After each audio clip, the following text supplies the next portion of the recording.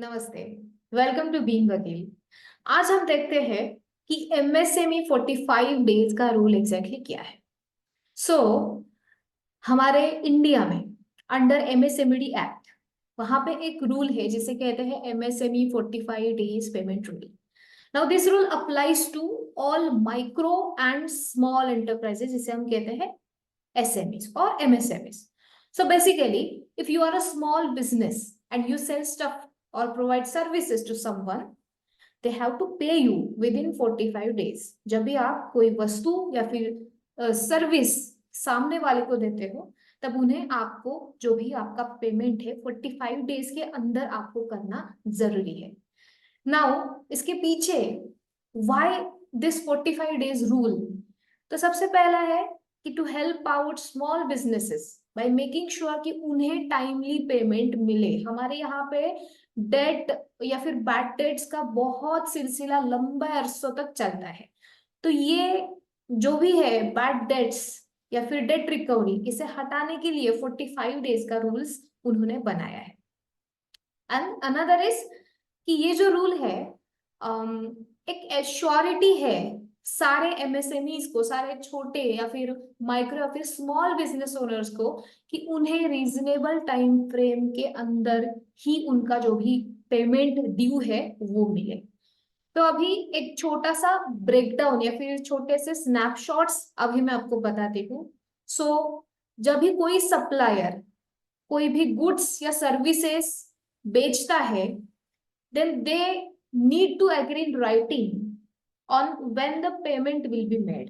This is a general presumption होता है कि there should be an agreement and that should be in writing कि आप मेरा ये इनवॉइस है, आप इसका पेमेंट XYZ या फिर 15-20 दिन के अंदर आपको करना है।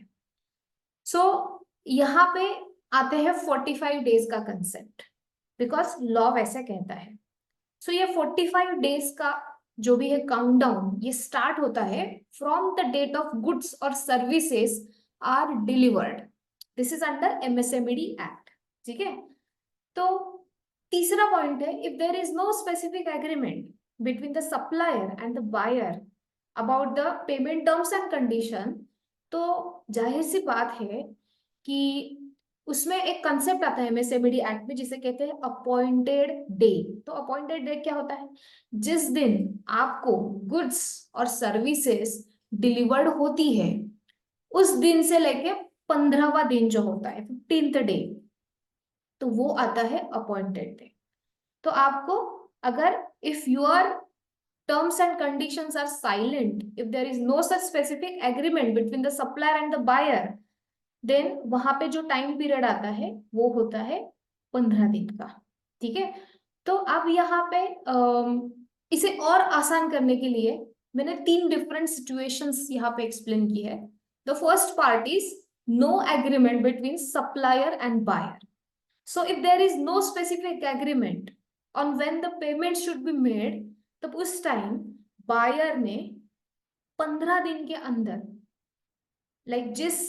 जैसे मैं अभी कहा मैंने अपॉइंटेड डे, तो buyer must pay within 15 days from the date the goods और सर्विसेज वेयर डिलीवर्ड। अब इसका एग्जांपल लेते हैं कि if the delivery was on 1st of January 2024, then the payment should be made by January 15th 2024। दूसरा situation आता है agreed period longer than 45 days. तब इस सिचुएशन में क्या करना है? If the supplier and buyer agreed on a payment period which is longer than 45 days, then the payment must still be made within 45 days from the delivery date। अभी इसका example लेते हैं। If delivery was on the 1st January 2024 and the agreed payment period is of 60 days, फिर भी आपको payment करना है 15th of January 2024 जो है 45th डे। थर्ड सिचुएशन बताता है agreed period between 15 and 45 days। Now if there is an agreement between the supplier and buyer for a payment period between 15th and 45 days, then the payment should be made within that agreed period, within that agreed upon a period from the delivery date। मतलब एक example लेते हैं।